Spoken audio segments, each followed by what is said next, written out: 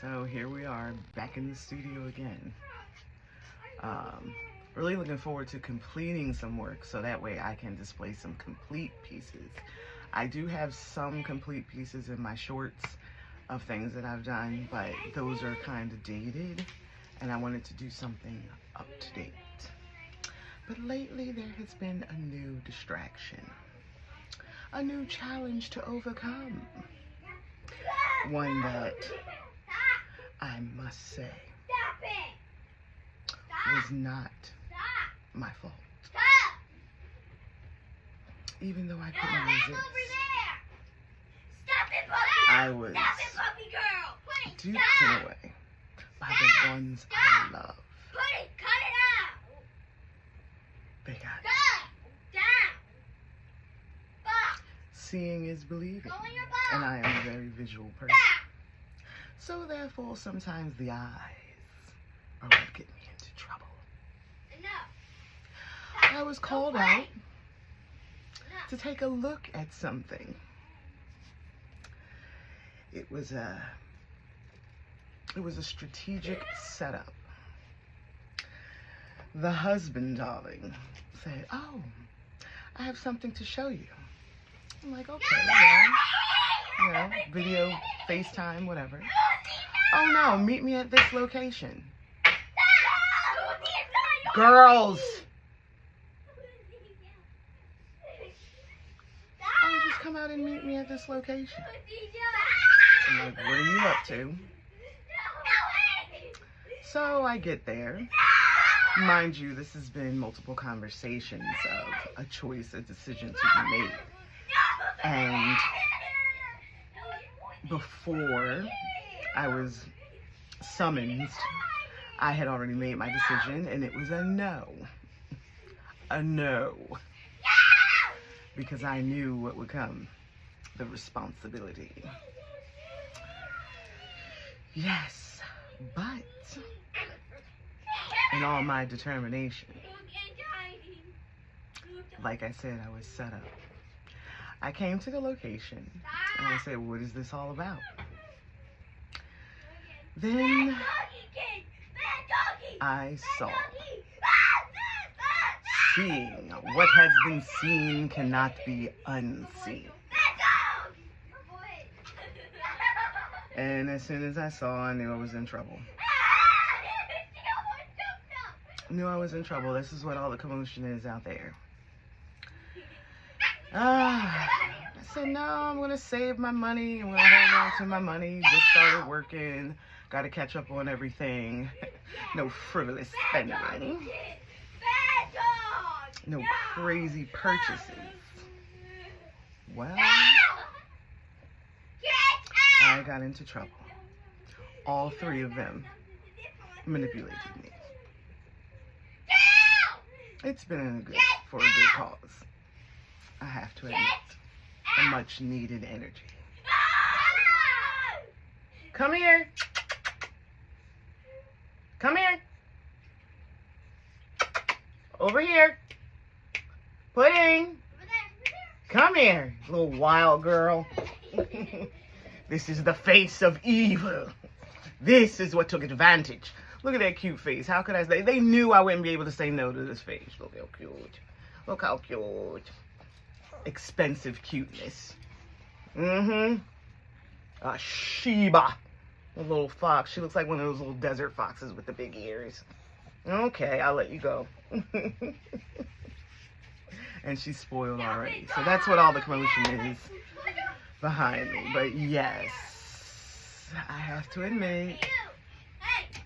Yes, I know. I have to admit, yes, it was, I was supposed to be saving money.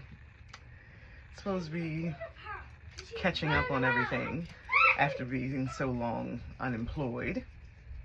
And I make a major purchase. And they knew what they were doing because it was a whole setup.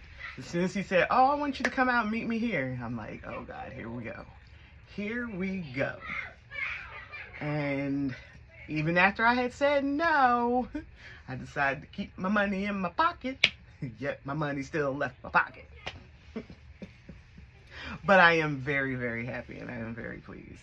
For a long while, I missed having that animalistic energy in my home, having my little familiar running around following me. Even though I got 2 familiars. They can't go in their room and just relax. They gotta follow me around. But yes, I have a third little girl. But she's been wonderful. I had a Shiba before we had a male, and he was the best. Like, they say that you get what you pay for.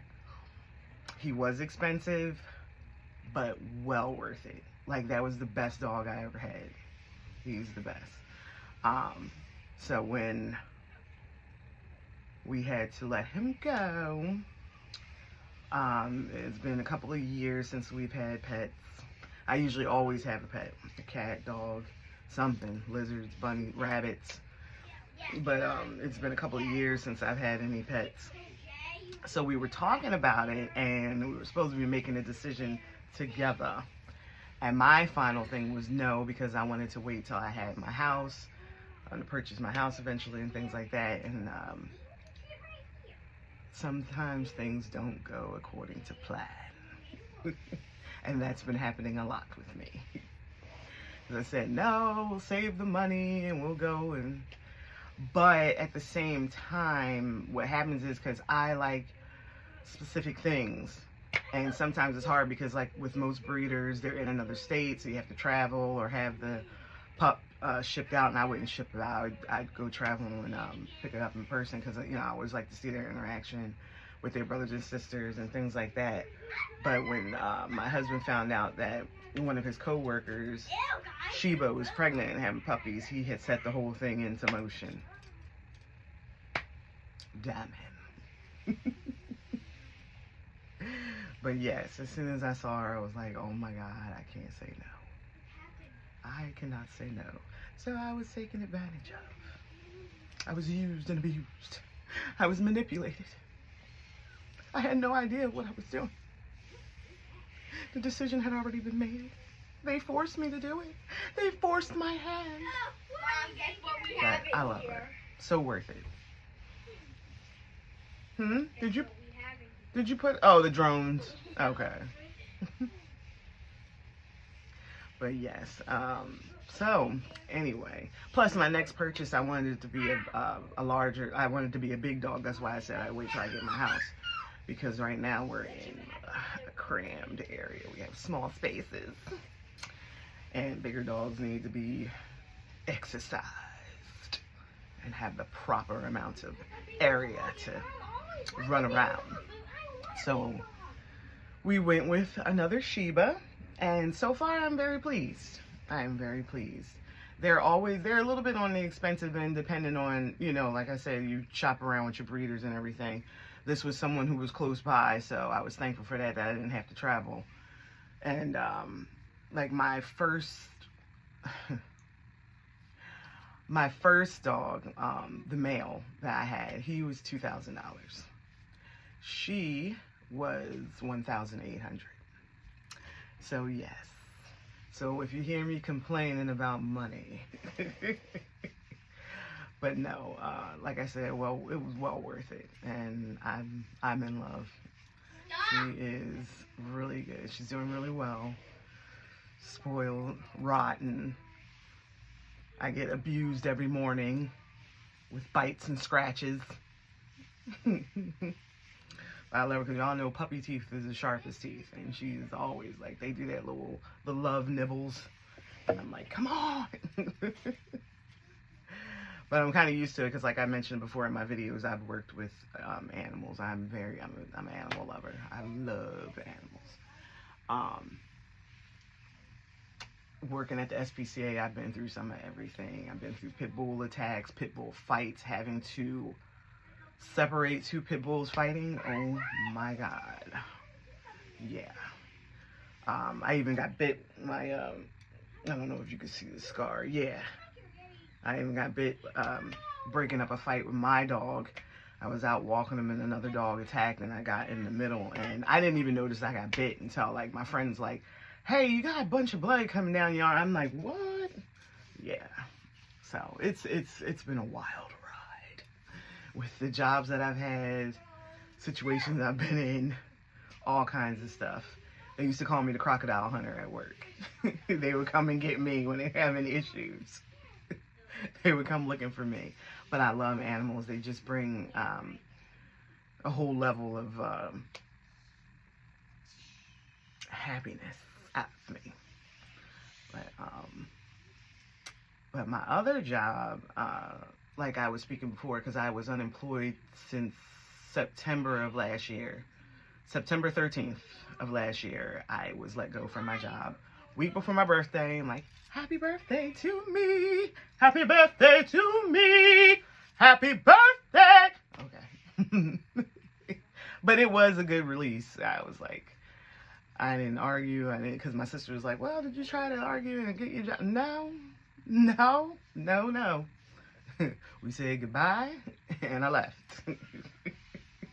It was actually, like I said, it was actually elevating, because it wasn't a job that, it wasn't a terrible job, but it wasn't a job that I expected to be at for the rest of my life, to retire. And I've been working retail for a long time, a very long time. And what you see before you is the product of 22 years. No, it's way over 20 years of retail. I started working early. I had got my working papers at 14. And my first couple of jobs, it wasn't in retail. It was real estate office work, filing, doing the mail and stuff like that. Then it was low income housing, setting up appointments, counseling, sitting in on the counseling sessions, helping with the events and things that we had to let people know what was available to them for low income housing. And then my first retail job was KB Toy Works. And that was pretty fun, because I got to play around with all the new toys and collectible items that would come in. I don't even think KB Toy Works is around anymore. I don't even think KB Toys is around. It's things have changed a lot, but that was one of my first retail jobs that I got. And then from there, like, I've worked for every major retailer, like all from Home Depot, Lowe's, Walmart, Target. Target was the best out of all of them. I really enjoyed Target. I don't know if it was the store that I was at, because in that job I didn't change stores. Like Home Depot, I worked at a bunch of different stores, because I had been bookkeeping, cashiering, merchandising, plumbing department, paint department, flooring. I have done it all. But what I was doing with that, I was taking in all that information, making connections and stuff with the contractors and things for the day that I would make my purchase of a new home, a first-time homeowner. And so I absorbed all that stuff, because I liked learning how to do things on my own. So that way, if anything broke or something in my house, I know how to fix it. I made friends with a lot of the contractors in case I fuck something up. Then I could be like, hey, I need some help, please. But got a lot of experience from that. I was able to work with various types of people. Like I said, you'll hear some of the stories about that. Some of the stuff is funny, and other ones is just like, what the? But a pretty interesting string of experiences. So these videos are just general videos of me running my mouth, getting used to being on camera, putting in some practice of proper camera etiquette and proper visuals and stuff like that.